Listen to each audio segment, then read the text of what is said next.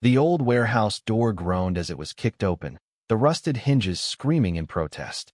Clara Beaumont, president of the Riverside Tenants Association, stormed in, her clipboard clutched like a weapon. "Evan Cole, what are you hiding in this dump?" she shouted, her voice echoing off the concrete walls. "This is an unauthorized use of leased property." But her accusations died in her throat as a man in a dark suit rose from a folding chair, his piercing blue eyes pinning her in place. Detective Marcus Reed's presence was like a storm cloud rolling into the stifling August heat.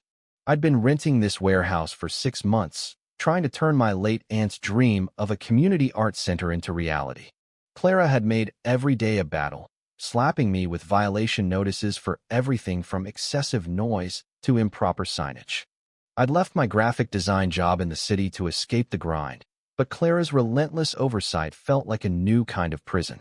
Today, though, wasn't about paint cans or easels. Reed, a state investigator, sat across from me, a stack of files between us, and Clara's intrusion had just ignited a fuse neither of us expected. Reed's weathered face betrayed nothing as he studied Clara's flushed expression. The silence was heavy, like the air before a lightning strike. "Ma'am," he said, his voice low and commanding. "I'm Detective Marcus Reed, State Fraud Division." "Your name?" Clara's eyes flickered with panic, but she straightened, forcing composure. "Clara Beaumont, Tenants Association President. I'm here to enforce lease compliance." Reed's pen scratched across a notepad, each stroke tightening the tension. "Compliance that involves breaking into Mr.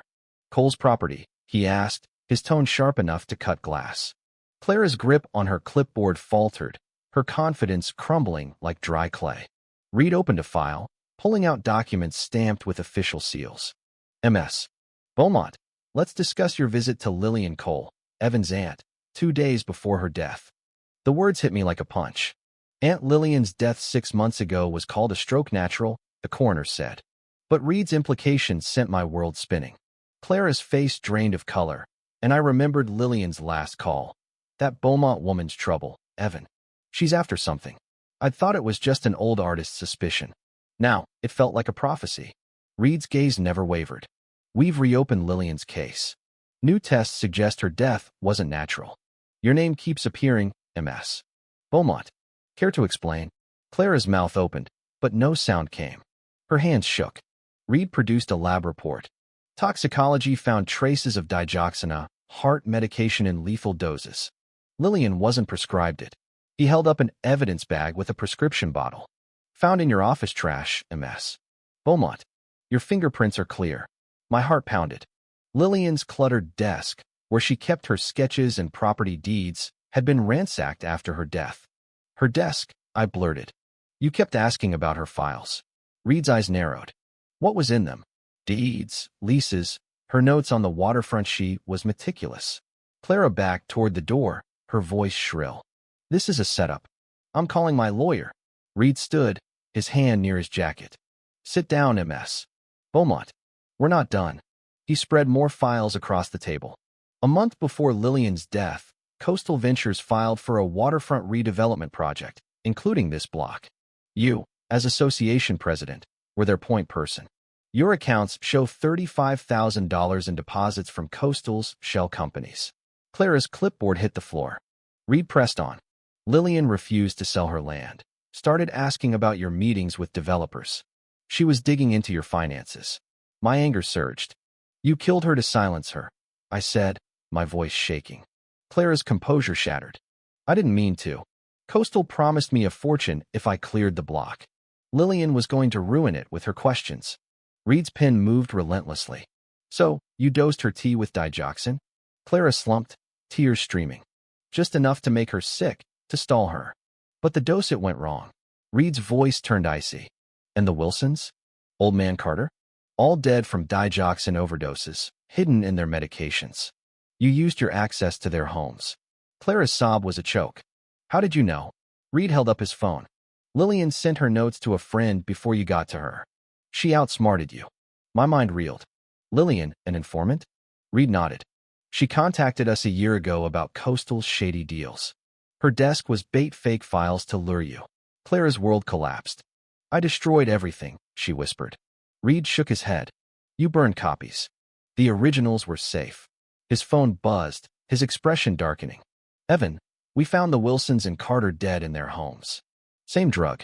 Your water's been tested, laced with digoxin. My stomach dropped. The headaches, the dizziness, I'd been next. Reed was already calling for a medical team. Clara laughed, a manic edge to it. You think this ends with me? Coastal's got judges, council members. I've got proof mails, recordings in a safe. Let me go, or it all goes public. Reed's smile was chilling. You're no mastermind, Clara. You're a tool. This has been recorded and sent to a federal task force tracking Coastal for 2 years. He scrolled through messages. They were planning to pin fraud on you, then stage your suicide. Clara crumpled, defeated. Reed cuffed her. You're under arrest for the murders of Lillian Cole, the Wilsons, and Carter. Sirens wailed as news vans descended. Reed turned to me. This was a sting. Lillian's death gave us the final piece. Every outlet's getting Coastal's crimes videos, ledgers, names. My phone lit up with alerts as the story broke. Neighbors gathering outside, furious. Coastal stock crashed. Their CEO fled. 6 months later, I stood at Lillian's grave, a plaque honoring her as a community hero. Clara was serving life, Coastal dismantled, its assets compensating victims. I led the Riverside Guardians, a fraud prevention group born from our fight. My health recovered, my purpose clear. Lillian's warehouse became our hub, her easels a symbol of resistance. As I left, Reed texted about a new case corruption in a rural town. I replied, count me in. The fight wasn't over, but Lillian's legacy lived on. If your community feels wrong, dig deeper, you might uncover a truth that changes everything.